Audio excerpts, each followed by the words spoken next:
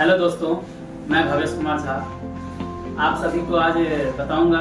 जो मान लो हम हाईवे वर्क करते हैं, उसमें अर्थ वर्क होता है, सब बेस होता है, बेस कोर्स होता है, सरफेस होता है, जिसमें जो भी मटेरियल डालते हैं उसमें हमें पानी कितना यूज करना है उस चीज़ को हम कैलकुलेट करके बताएंगे आप सभी को। तो ज़रा ध्यान से देखना और ज़रा जब समझ जाएं इस चीज़ को तो हमारे वीडियो को like and subscribe and share जरूर करें, ठीक है। तो मैं बताता हूँ आप सभी को कि कैसे हमें पानी किस तरीके से कितना यूज करना है।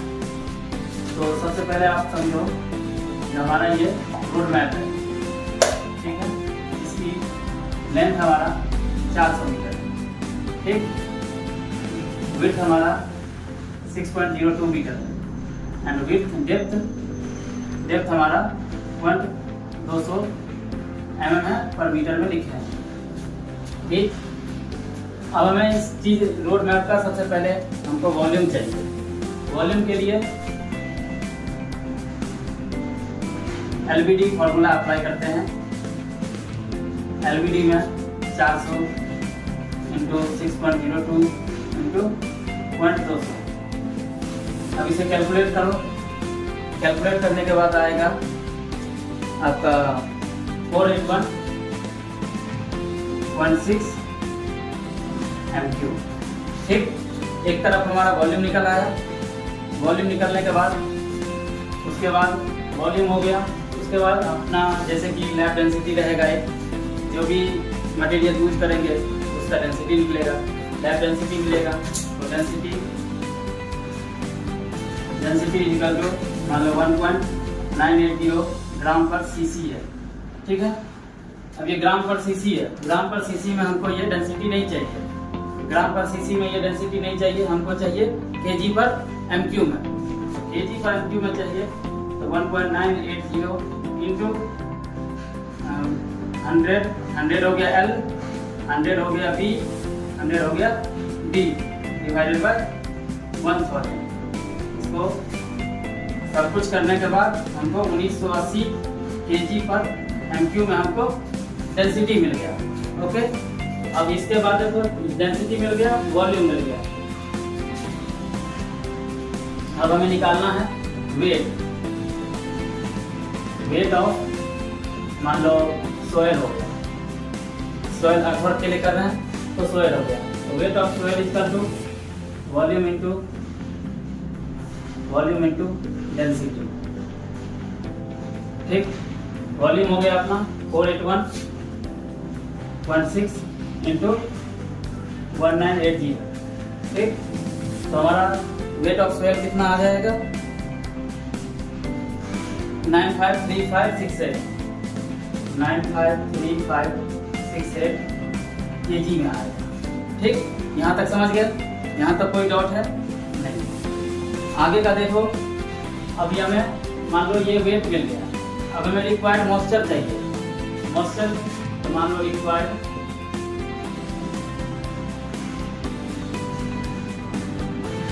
अब मान लो जो सॉइल हम यूज कर रहे हैं उसमें पहले से हमारा जो मॉइस्चर है वो पहले से इंक्लूड रहता है। जैसे कि मान लो 4% या 6% या 8% कुछ भी रहता है। तो मान लो हमारा पहले से NMC जो है 4%, ठीक है। हमको चाहिए 10%, टोटल 10% चाहिए। तो 10% के लिए हमें 6% और वाटर ऐड करना पड़ेगा। तो रिक्वायर्ड मॉइस्चर मान लो 10% है, ठीक। तो 10% के लिए अब रिक्वायर्ड 10% माइनस 4% यानी कि 6% हमको और चाहिए। 6% और एक्स्ट्रा वाटर हमको ऐड करना है। अब ऐड करना है तो जो हमारा मिट्टी का वेट निकला है उसका 6% कैलकुलेट करेंगे। तो 953568 का 6%, इतने का 6% निकालेंगे, ठीक है।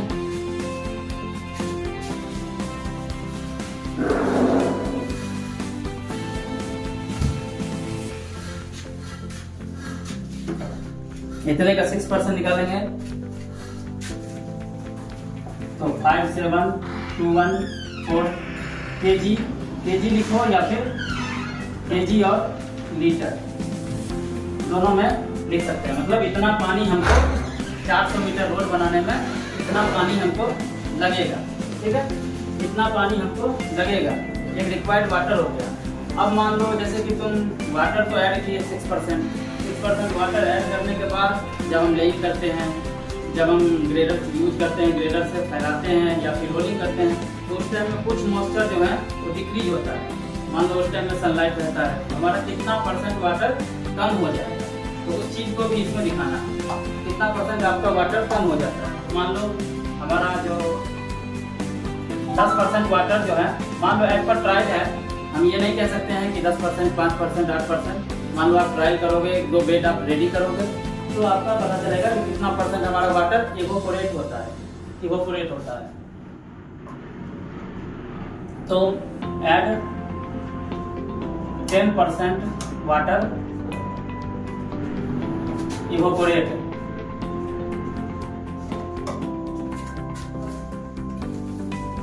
Evaporation in atmosphere.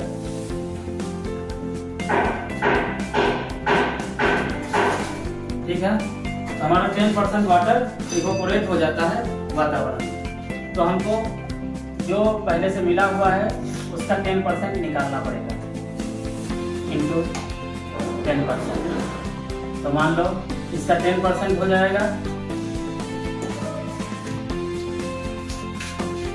5721 kg। ये हो गया, ये 10% हो गया, ये पहले का वाटर है हमारा। अब टोटल वाटर हमको कितना चाहिए?